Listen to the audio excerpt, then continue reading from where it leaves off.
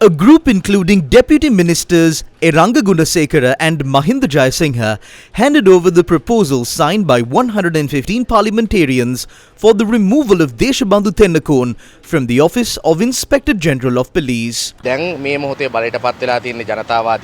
is a government of the people that is in power now.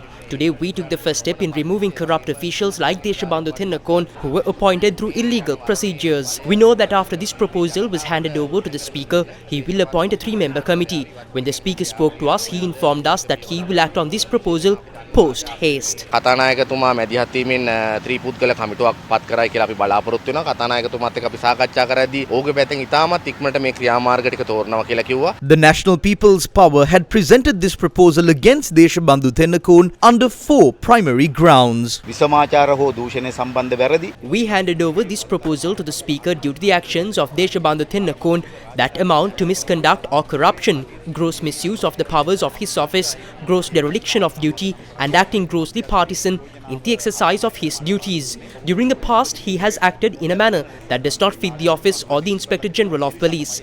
That is the reason why we, as a group of MPs, handed over this proposal to remove him from office. The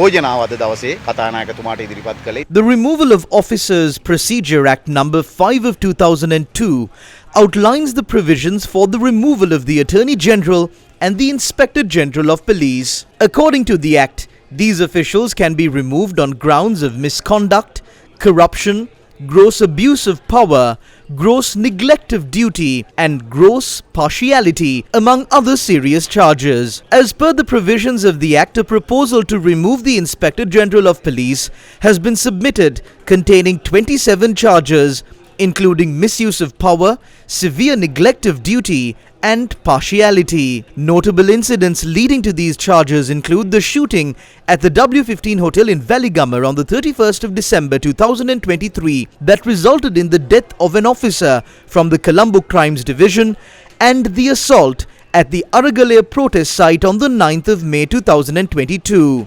The proposal highlights the IGP's failure to comply with court orders and evasion of arrest warrants relating to the Valigamar shooting incident. Under the Act, if a proposal signed by more than 1/3 of the total number of members of Parliament is submitted, the Speaker is authorised to accept it.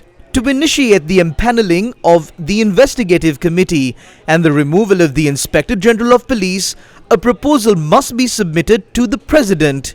This proposal requires the approval of a majority of the total number of members of Parliament, including those not present. A committee can then be empanelled to investigate the charges and recommend the removal of the IGP. According to the Act, the committee must include a Justice of the Supreme Court appointed by the Chief Justice, the Chairman of the National Police Commission, and an individual with distinguished expertise in law or public administration, appointed by the Speaker with the agreement of the Prime Minister and the Leader of the Opposition.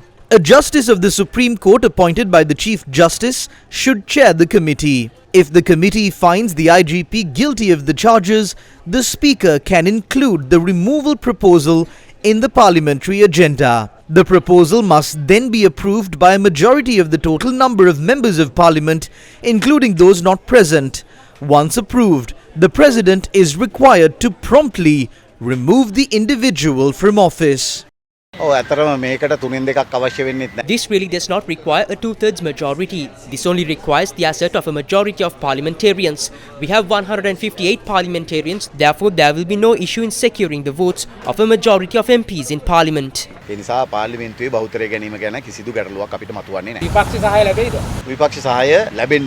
should get the support of the opposition because they always say that they are of the stance that the law must be implemented properly. Therefore, there is no reason for the opposition to oppose this proposal.